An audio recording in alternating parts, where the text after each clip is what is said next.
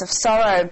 On the 3rd of September 2004, Russian forces attempted to release hostages in the school where armed terrorists were holding more than 1,000 people. But the bomb, which was planted in the building by the militants, exploded. Since then, the first day of September is marked with ceremonies in Beslan and across Russia's Republic of North Ossetia. People come to lay wreaths and flowers. From there, RT's Madina Kochinova has this report.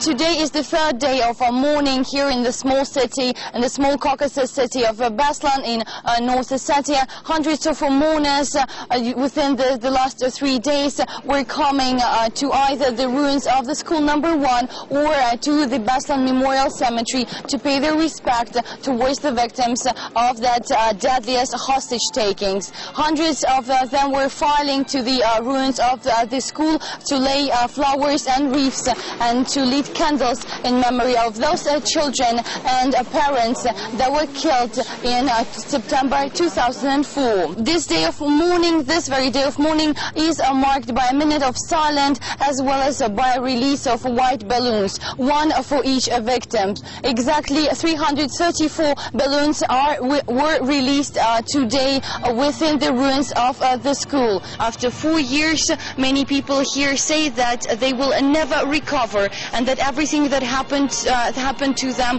feels like yesterday. We managed to speak to some people and we can now listen to the report.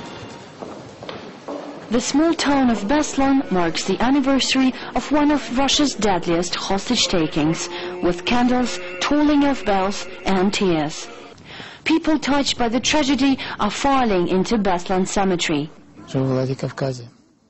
I live in Vladikavkaz, but I come here quite regularly, because it is my pain and my problem, to which I still have no response. I don't know why it happened. But for some, this place has become their home. The cemetery for those victims of the tragic event of 2004 starts here, from this tall statue depicting 4 women holding up a tree of angels. Each grave here has its own story, sometimes unbelievable but always poignant. Only one man knows the story of every victim lying here. He's the one who has spent every day at this cemetery over the last 4 years.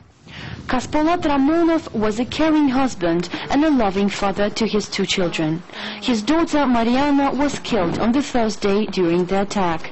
His 8-year-old son Irbek was gravely injured and spent several months in hospital in Moscow. His family never managed to get back together. Kaspalat says his life stopped at that September. He has become the keykeeper of the cemetery.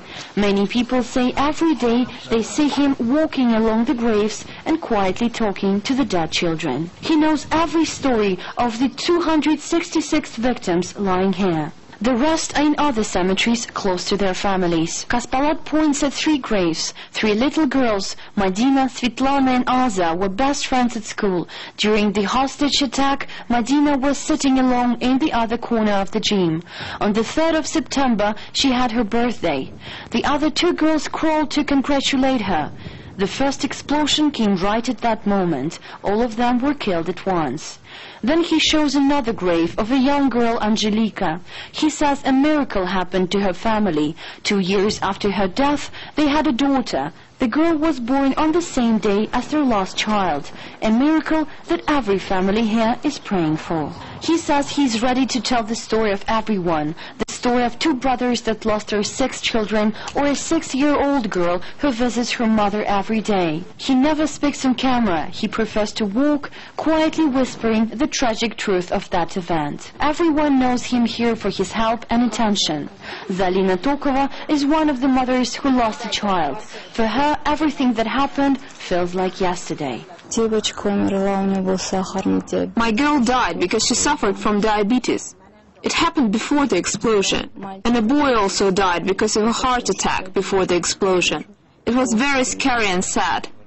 Like when you see a mother with her kids and a child asking for something, and you are unable to give it. You cannot help with anything. It's incredibly hard.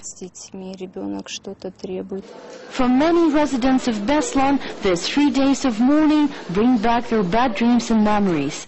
They say their hearts will never be together with their loved ones, and they will never hear their happy screams in the backyard. Only silence surrounds them.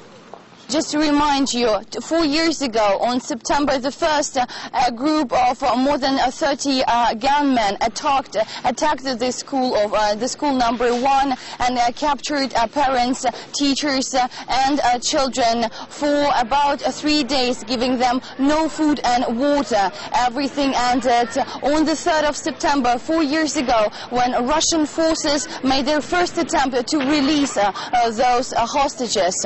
The tragedy claimed 334 lives out of more than 1,200 hostages.